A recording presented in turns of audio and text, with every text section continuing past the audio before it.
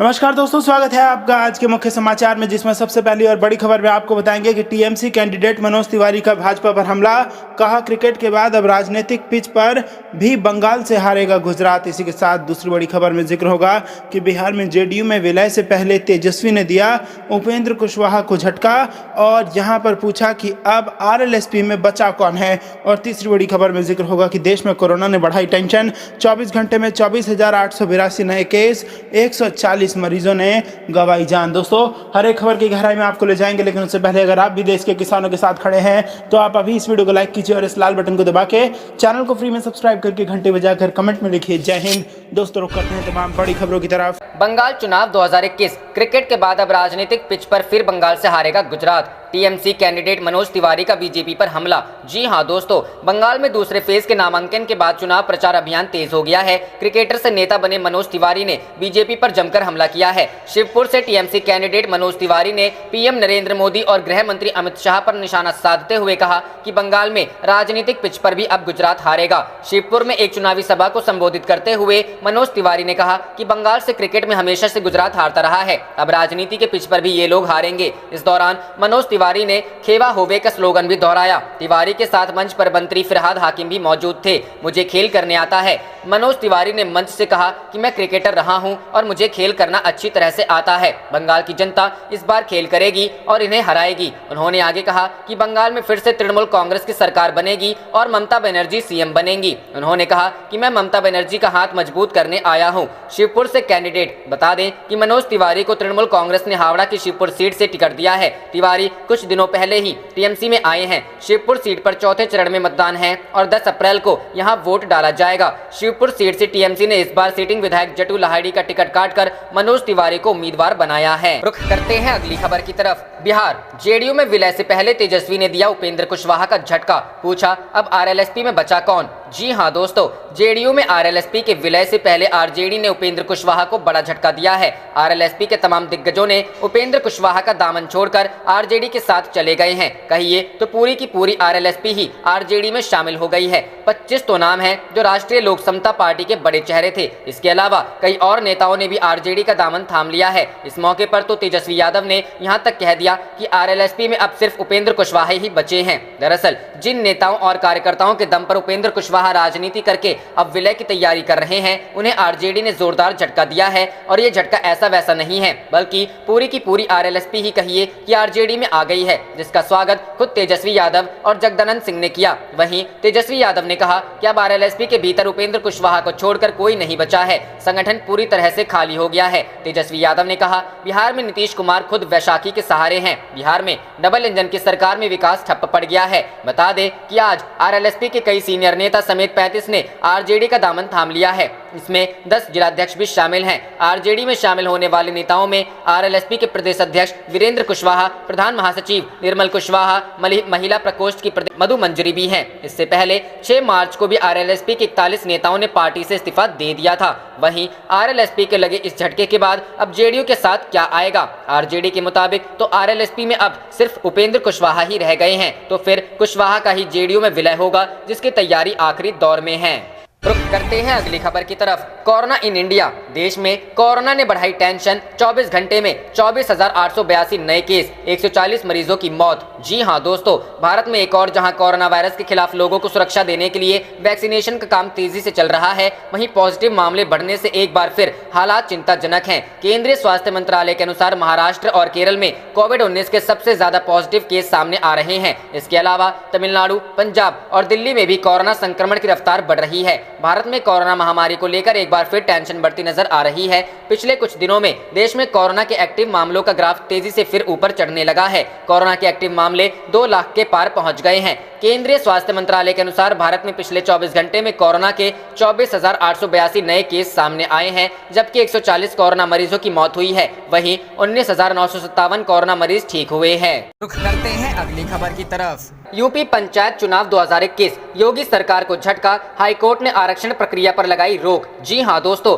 उत्तर प्रदेश में पंचायत चुनावों को लेकर योगी आदित्यनाथ की सरकार को बड़ा झटका लगा है। दरअसल पंचायत चुनावों को लेकर इलाहाबाद हाईकोर्ट ने आरक्षण प्रक्रिया पर रोक लगाते हुए यूपी सरकार को फटकार भी लगाई है। बता दें कि योगी सरकार 17 मार्च तक आरक्षण पर फाइनल सूची जारी करने वाली थी। कोर्ट ने कहा कि 2015 की आरक्षण प्रक्रिया का पालन नहीं किया गया है। इलाहाबाद हाई कोर्ट ने शुक्रवार को पंचायत चुनावों के लिए आरक्षण और आवंटन कार्रवाई पर रोक लगा दी है। साथ ही इस बारे में सभी जिलों के डीएम को आदेश भेज दिया गया है। इतना ही नहीं, कोर्ट ने आरक्षण प्रक्रिया पर यूपी की योगी सरकार को फटकार भी लगाई है। मीडिया रिपोर्ट के मुताबिक अजय कुमार की जनहित याचिका पर हाईकोर्ट ने यह फैसला लिया है। जानकारी के मुताबिक यूपी सरकार सोमवार को अपना जवाब दाखिल करेगी। हाईकोर्ट के इस फैसले के बाद यूपी सरकार की ओर से 17 मार्च को पंचायत चुनावों के लिए आरक्षण की अंतिम सूची जारी करने पर ब्रेक लग गया है। सोमवार को सरकार के जवाब दाखिल करने के बाद ही अब इस पर स्थिति स्पष्ट हो पाएगी। हाईकोर्ट के फैसले के बाद अपर मुख्य सचिव मनोज कुमार सिंह ने सभी जिलाधिकारियों को आरक्षण प्रक्रिया पर रोक लगाने संबंधी आदेश जारी कर दिया है।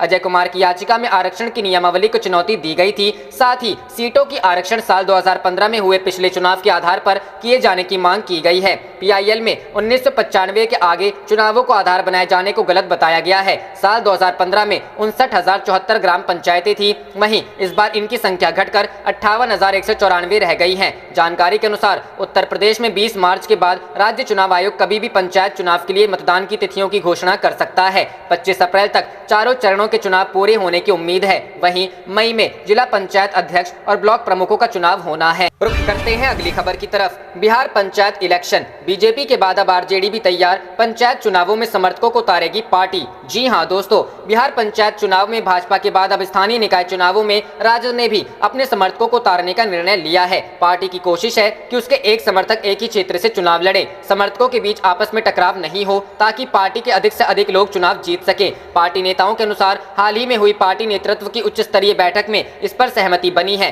बैठक में नेताओं ने दावा किया कि स्थानीय निकाय चुनाव में अधिक से अधिक लोग चुनाव जीते हुए हैं। यह सिलसिला आगे भी जारी रहे, इसके लिए पार्टी समर्थकों को आगामी चुनाव में भी उतारने का निर्णय लिया गया है। पार्टी ने तय किया है कि वार्ड हो या मुखिया, पंचायत समिति हो या जिला परिषद के उम्मीदवार, एक क्षेत्र से दल के एक ही समर्थक चुनावी मैदान में उतरे। यह सुनिश्चित किया जाएगा क्योंकि चुनाव दलीय आधार पर नहीं हो रहे हैं, लेकिन समर्थक ही अधिक जीत कर आए। इसके लिए दल के प्रदेश मुख्यालय से लेकर जिला व प्रखंड मुख्यालय के पदाधिकारियों को कहा गया है कि वे अपने अपने इलाके में इस पर काम करें। हर क्षेत्र से दल के समर्थक की पहचान कर उन्हें ही उम्मीदवार बनाने की कोशिश करें। प्रदेश राजद प्रवक्ता मृत्युंजय तिवारी व चितरंजन गगन ने कहा कि दल में इस मसले पर बातचीत चल रही है। हालांकि अभी नेतृत्व के स्तर पर अंतिम निर्णय लिया जाना बाकी है। आला कमान तय करेगी कि पार्टी किस स्तर पर अपने समर्थकों के लिए काम करे। इसका औपचारिक ऐलान जल्द ही किया जाएगा। रुख करते हैं अगली खबर की तरफ। यूपी पंचायत चुनाव, आपने जारी की 400 प्रत्याशियों की पहली सूची। जी हां दोस्तों, उत्तर प्रदेश में पंचायत चुनाव को लेकर राज्य सरकार ने अपनी तैयारी तेज कर दी है।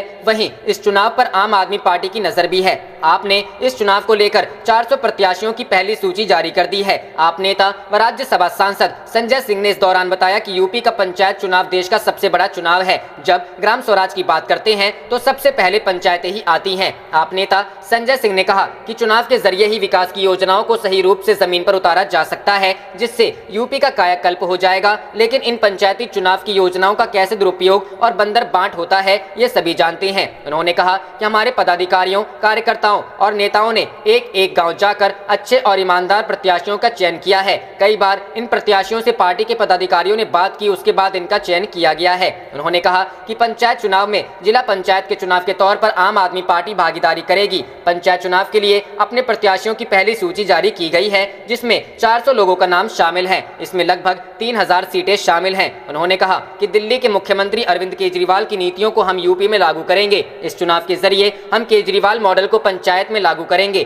पहली लिस्ट में सभी जिताऊ और मजबूत प्रत्याशी शामिल हैं। बीजेपी को हार का डर, संजय सिंह ने कहा कि पहले भाजपा ने कहा था कि पंचायत चुनाव सिंबल पर होंगे, लेकिन अब भाजपा सिंबल पर चुनाव नहीं लड़ रही है, क्योंकि उन्हें किसान आंदोलन के कारण हार का डर है। इन्हें मिला टिकट। आम आदमी पार्टी की पहली सूची 12 ऐसे प्रत्याशी हैं जो वर्तमान में जिला पंचायत सदस्य हैं। 54 ऐसे प्रत्याशी हैं जो दूसरे नंबर पर पिछले चुनाव में रहे हैं और कुछ वोटों से हारे हैं। 17 ऐसे प्रत्याशी हैं जो जिला पंचायत चुनाव आम आदमी पार्टी के समर्थन से लड़ने जा रहे हैं और वे लोग गांव के प्रधान हैं। वहीं 10 प्रत्याशी अधिवक्ता और पूर्व प्रधान हैं। इनके अलावा 8 किसान नेता, कुछ पत्रकार, पूर्व विधायकों के अलावा 3 ऐसे लोग भी प्रत्याशी बनाए गए हैं जो पूर्व में सांसद का चुनाव लड़ चुके हैं। पंचायत चुनाव से विधानसभा विधानसभा का सपना। दरअसल आम आदमी पार्टी ने पंचायत चुनाव में एंट्री के जरिए विधानसभा चुनाव का सपना देखना शुरू कर दिया है। राज्यसभा सांसद संजय सिंह ने साफ कहा कि पार्टी ने निश्चित किया कि अगर पंचायत चुनाव में अच्छा प्रदर्शन करते हैं तो आने वाले समय में पार्टी नेतृत्व इन्हें बनाने के लिए भी काम करेगा।